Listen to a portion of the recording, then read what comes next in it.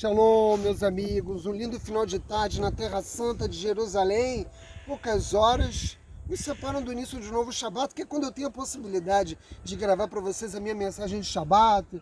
As canções Shabat já tocam em toda a cidade, não só nos bairros religiosos. Eu volto às redes sociais para falar de Torá, porque é isso que anima a alma humana. A nossa Parashá Pinhas, que reunifica o estudo e a leitura da Torá em todo o mundo, que é o que vai ser lido nesse Shabat em todas as sinagogas do mundo, que os judeus vão estudar essa Parashá. Nela existe uma descrição de como Pinhas recebeu uma aliança de paz, Brit Shalom, e ele recebeu de quem? De Deus. E recebeu por quê? Recebeu em troca de ser um canai. Normalmente em hebraico nós traduzimos essa expressão canai como fanático, como extremista, mas é uma tradução ruim, não é disso que se trata. Na verdade, um canai é aquele que tem um interesse apaixonado em fazer a coisa certa, independentemente das consequências que recaírem sobre ele. E foi exatamente o que Pinhas fez. Ele entrou na tribo de Shimon, entrou na tenda de Zimri ben Salu e matou Zimri ben Salu e Cosbe, a sua amante midianita. Ou seja, um canai coloca de lado o seu bem-estar, porque o que deve prevalecer é, sobretudo, a honra de Hashem, a vontade do Criador e as necessidades do povo judeu. Pinhas fez isso para trazer ao nosso povo a vingança, a ira de Hashem, mas ele fez isso também para salvar o povo judeu. 24 mil judeus já haviam sido vítimas de uma praga que Hashem lançou sobre Clã Israel. Por quê? Porque os homens haviam sido seduzidos pelas prostitutas midianitas. Era preciso agir. Pinhas era um estudante fervoroso de Torá. Ele era neto de Aron, filho de Elazar, ambos sumos sacerdotes do povo judeu. Ele sabia o que devia de fazer. Ele reconhecia a profanação do nome de Deus provocado por Zimri ben Salu. A midianita na tenda, perante toda a nação de Israel, era uma atitude insolente que exigia uma atitude. Pinhas viu o que estava acontecendo, ele agiu e matou os dois. Vejam, o canai acredita firmemente que se ele fizer a coisa certa, Deus o protegerá. E não há a menor dúvida de que Deus o protegeu. Deus mandou um anjo para acompanhar Pinhas na tenda de Zimri ben Salu. 12 milagres ocorreram para que ele pudesse entrar na tenda, a espada dele se ampliasse para que Zimri não pudesse pedir socorro aos seus homens que se encontravam na tribo de Shimon. Ele lanceou os dois e levantou com uma força extraordinária, a tenda se abriu. Eu não vou fazer uma descrição, qualquer pessoa que se deu o trabalho de ler a Torá, tem lá detalhado, principalmente no comentário de Rashi, todos os 12 milagres tiveram lugar para que Pinhas tivesse êxito nesse ato de Kiddush Hashem. Com isso, ele terminou imediatamente os efeitos da praga, ela cessou imediatamente. E eu volto a dizer, praga que Hashem lançou contra o nosso povo, porque o nosso povo, os homens do nosso povo, uma parte do nosso povo, foi seduzido pelas mulheres midianitas em ato de idolatria. O que Pinhas esperava? O que ele achava? Eu vou entrar lá, eu vou matar Zimri ben Salu, que era um dos príncipes da tribo de Shimon, vai ficar tudo bem? Essa é a minha missão? Como assim? E para essa pergunta, o Talmud, como para tudo, tem a resposta, principalmente no Tratado de Shabat. Ele nos ensina que um judeu nunca deve se colocar em risco, em perigo e esperar por um milagre. Todo judeu sabe disso. Agora mesmo, no coronavírus, nós não podemos nos colocar em risco. A gente veio gravar aqui, mas eu vim andando com a máscara. E quando terminar de gravar, eu vou colocar a máscara de volta e voltar correndo para minha casa. Nós nunca devemos nos colocar em risco e esperar, não, Deus vai me proteger. Deus vai fazer um milagre, alterar a realidade, vai alterar a natureza para me proteger. Mas ao contrário, Hashem nos colocou num mundo que opera segundo certas regras naturais. E essas regras não se modificam, a não ser em raríssimas exceções. Portanto, nós devemos ser responsáveis e fazer a nossa estadlut, ou seja, o nosso esforço. Hoje pela manhã eu fui trabalhar. Por isso que eu gravo no final da tarde, na sexta-feira. Quem me dá a minha parnassá? Quem me dá meu salário? Meu patrão? Nada disso. Quem me dá é Hashem. Eu trabalho só para ocultar o milagre que foi estabelecido no decreto em Yom Kippur, quanto eu vou ganhar, o que vai ser da minha vida nesse ano, no próximo ano.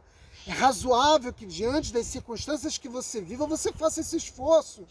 Veja, nós não podemos contar com milagres. Mesmo os nossos patriarcas, os que estavam mais elevados entre o nosso povo, não contavam com milagres. Abraão Avinu, nosso patriarca, quando pegou suas armas e foi lutar contra os 4 reis para salvar seu sobrinho Lot, ele achou que estava fazendo o Kiddush Hashem, ele achava, e a Torá nos conta isso no Midrash, ele achava que estava indo em direção à morte, e ele sobreviveu. Ele de fato foi protegido por um milagre de Hashem, mas ele não acreditava. E anos antes, quando ele não aceitou fazer idolatria, vivendo nas terras governadas pelo maldito Nimrod, Abraão Avinu entrou num forno em brasa e ele achou que também ia morrer, mas ele sobreviveu. Nós não podemos esperar por milagres. Então o que pensou Pinhas? Você vai dizer, bom, certamente Pinhas fez como Abraão Avinu, ele foi até a tenda de Zima esperando que ia morrer. Ele jogou com a sorte, mas não é verdade, não é isso que a sabedoria judaica nos ensina. Nos ensina que Pinhas sabia que ia viver, ele acreditava que ia conseguir fazer esse Kiddush Hashem e que ele ia sair vivo. De tal forma que ele inclusive enganou os membros da tribo de Shimon, porque ele deu a entender que iria se juntar a Zimri. Ele usou essa estratégia para poder se aproximar da tenda de Zimri ben Salu. O que aconteceu então com o princípio de não devemos confiar em milagres, ou como em hebraico nós dizemos, Em Somrim al-Hanes? Como é que Pinhas tinha tanta certeza de que ele ia sair vivo, de que ele ia conseguir ter êxito nessa missão, que ele, como homem que passou toda uma vida dedicado ao estudo de Torá, sabia da importância de fazer aquilo que era necessário para restabelecer a honra do Criador no mundo e para salvar o nosso povo. E aí a sabedoria judaica nos dá as respostas.